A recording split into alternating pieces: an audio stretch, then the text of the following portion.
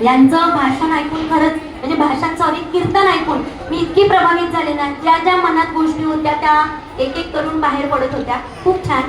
रोज प्रत्येक ठिकाणी एक सिने अभिनेत्री म्हणून किंवा एक परीक्षक म्हणून किंवा एक नृत्यांगना म्हणून किंवा इतर काही माझी क्षेत्र आहेत, कलाक्षेत्र, तिथे जाते. परंतु आज मी शाळेत येऊन खरंच भारावून गेले. म्हणजे माझ्या अंगावर रोमांच उभी राहिली. हे सगळं वातावरण ऐकून पाहून सगळं मी मंत्रमुग्ध झाले. छत्रपती शिक्षण मंडळ खरं तर ही खूप नावाजलेली संस्था आहे. मी देखील या संस्थेमध्ये काही वर्ष नोकरी केलेली आणि त्यानंतर मी कॉलेजवर जॉब करण्यासाठी गेले. तर आपण म्हणतो ना, एक कार्यक्रमाची सुरुवात ज्या प्रकारे झाली, जज मुकल्यांनी इतकं सुंदर असं स्वागत गीत सादर केलं ना, खरंच आपण म्हणतो ना, भात शिजलाय की नाही हे तपासण्यासाठी पूर्ण भात उपसावा लागत नाही, शीतावरून भाताची परीक्षा कळते. तशीच ही छोटीशी जी काही चिमुकली मंडळी इथे त्यांनी जे काही सादरीकरण केलं, आता एका मुलीने खूप सुंदर असं सादरीकरण केलं. खरंच या शाळेचा पाया खूप भक्कम आहे, खूप सुंदर आहे आणि खरंच या शाळेतले काही विद्यार्थी, बरेच विद्यार्थी वेगवेगळ्या क्षेत्रामध्ये उत्तुंग भरारी मारतील अशी मी अपेक्षा करते. आणि खरंच तुमचे मॅडम मी मनापासून आभार मानते की तुम्ही मला इथे, मी माझं शूटिंग कॅन्सल करून इथे आले, पण खरंच मी माझा दिवस सार्थकी लागला असं म्हणेन.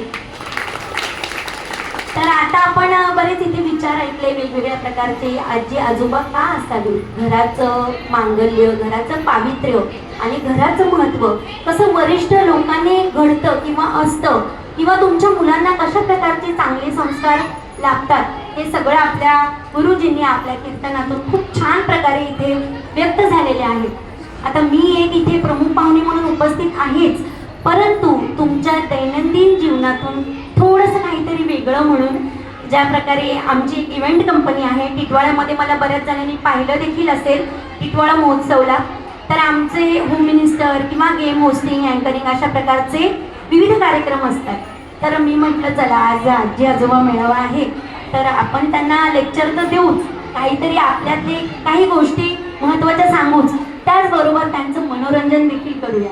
म्हणजे आपण छोटे मोठे खेळ सादर करणार आहे थोड्या वेळाने, जेणेकरून तुम्ही पण रिलॅक्स व्हाल, हो की नाही. घरी गेल्यानंतर मग पुन्हा नातवंडांना सांभाळायचंच आहे, घरात संध्याकाळी कोणती भाजी बनवायची, ती भाजी साफ करून ठेवायची, ही कामं सोडून थोडंसं आपण थोडं वेगळ्या गोष्टींकडे जाऊया आणि तुमचा देखील मनोरंजनाचा आपण इथे विचार करून आपण काही खेळ खेळूया.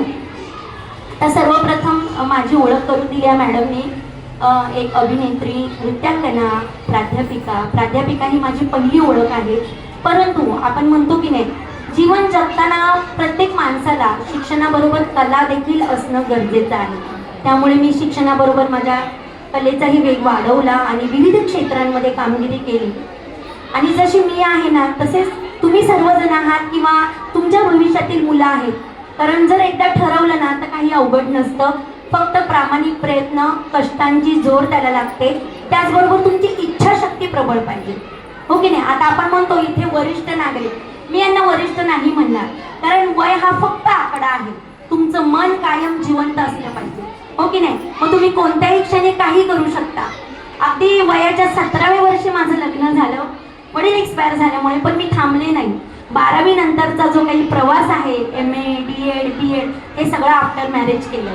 मग मला मुलं झाली, मग मी आता कसं करू, माझ्याकडे वेळ नाहीये, ही सबब कधीच सांगितली नाही.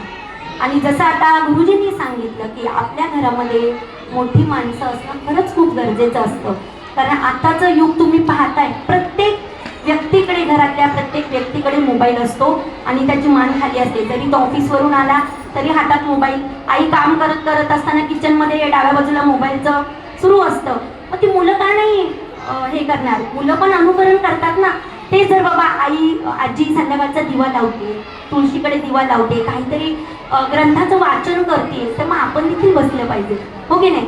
जी आई जॉब करते, म्हणजे बाहेर वर्किंग वुमन असेल, तर त्यांना काय करावं लागतं, त्यांच्या मुलांना पाळणा घरात ठेवावं लागतं, हो की नाही.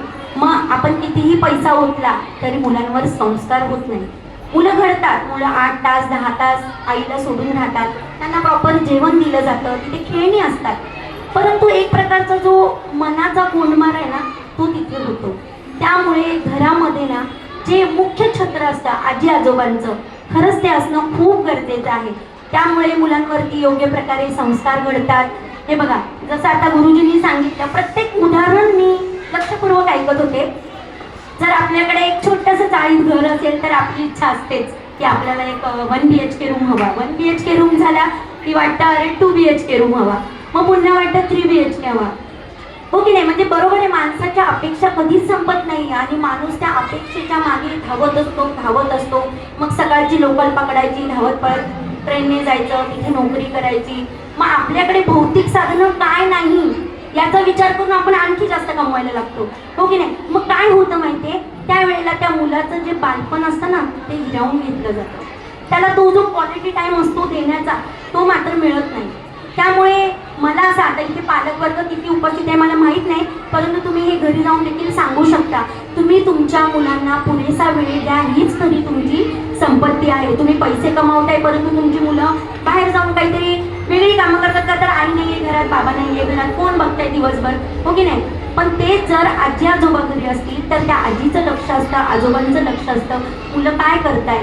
मग ती मुलं पुढे जाताना विचार करतात की नाही, मोठी माणसं आपल्या घरात आहे. किंवा एखादी सून असेल, मी अगदीच म्हणत नाही तो काळ गेला जेव्हा सासूरवाद जाच वगैरे होता, परंतु मला नाही वाटत आताच्या मुली काही जाच वगैरे सहन करत असतील, नाही करत. पण ते जर सासू सुनांचं नातं खेळीमेळीचं राहिलं, आई मुलीसारखं राहिलं, वडील मुलीसारखं राहिलं, तर खरंच त्या घराचं नंदनवन व्हायला वेळ नाही लागणार. आणि मुली म्हणतील आम्हाला विभक्त कुटुंब नको, आम्हाला एकत्र कुटुंब हवंय.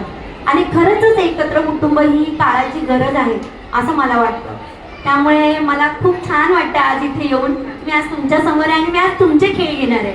आम्ही नेहमी होम मिनिस्टर किंवा गेम होस्टिंग करायला जातो तेव्हा आमच्यासारखे काही असतात, परंतु काही वरिष्ठ नागरिक देखील असतात बरं. कारण आता परवाच आम्ही आमचे इव्हेंट पार्टनर विशाल सर आणि मी तृणवलमध्ये कार्यक्रम सादर केला, तर ती पैठणी वरिष्ठ नागरिकांमधल्या एका महिलेने जिंकली. म्हणजे बघा, उत्स्फूर्तपणा आणि उत्साह हा फक्त असावा. आता माझी एक डान्स अकॅडमी आहे डोंबिवलीमध्ये, तर तिथे माझ्याकडे अशा महिला येतातच थोडंसं स्ट्रेस घालवण्यासाठी, काही नृत्य शिकण्यासाठी. परंतु अशाही काही महिला आहेत जे माझे मंगळागौरचे ग्रुप आहेत त्याच्यामध्ये ते इन्व्हॉल्व असतात. आता लोक वजन कमी करण्यासाठी, जसं यांनी सांगितलं की लोक जिम जॉईन करतात, 5,000 10,000 15,000 द्यायला मागे पुढे पडत नाही.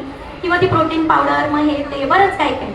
किंवा बारीक होण्यासाठी जे स्त्रिया वेगवेगळे उपाय करतात, झुंबा क्लास जो माझ्याही क्लासमध्ये चालतो.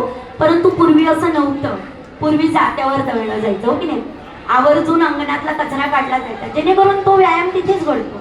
किंवा चाललं जायचं, कुठे एवढी वाहन आणि 2 व्हीलर. आता इथून इथे जायचं म्हटलं की लोकांकडे गाड्या असतात, त्यामुळे त्या शरीराला कसलं काहीच म्हणजे हे होत नाही. ते नुसतं जेवण करणं, एका जागेवर बसणं आणि मग त्यामुळे वजन वाढणं आणि मग ते वजन कमी करण्यासाठी पुन्हा एखादा क्लास किंवा जिम जॉईन करणं. ते जर तुम्ही ॲक्टिव्ह राहिलात, आता तुम्ही इथे विचार करत असाल अरे मॅडम प्राध्यापिका आहेत, मग मॅडम अभिनेत्री पण आहेत, मॅडम डान्स पण करतात, मॅडम मॉडेल पण आहेत, एक 3-4 क्राऊन विनिंग आहे मी, नॅशनल क्राऊन, मग हे कसं शक्य आहे? तर ते कसं शक्य आहे की तुम्ही तुमच्या दिवसभराचं शेड्यूल कसं बनवता, तो वेळ कसा युटिलाइज करता त्यावरती. जर तुम्ही सबबी सांगितले आमच्या त्याने होत नाही तर काहीच होणार नाही. आता इथे काही बसलेल्या महिला आहेत, तर काही जणी बघतच असतील ना रील, तुमची नातवंड बघतात. तुम्ही त्या रीलमध्ये पाहिले का, एक महिला आहे बघा, ती 65-70 वर्षाची असेल, एकदम ग्रामीण भाषा, परंतु ती रेसिपी दाखवते. म्हणजे तिच्यातली क्रिएटिव्हिटी ती तिथे दाखवते.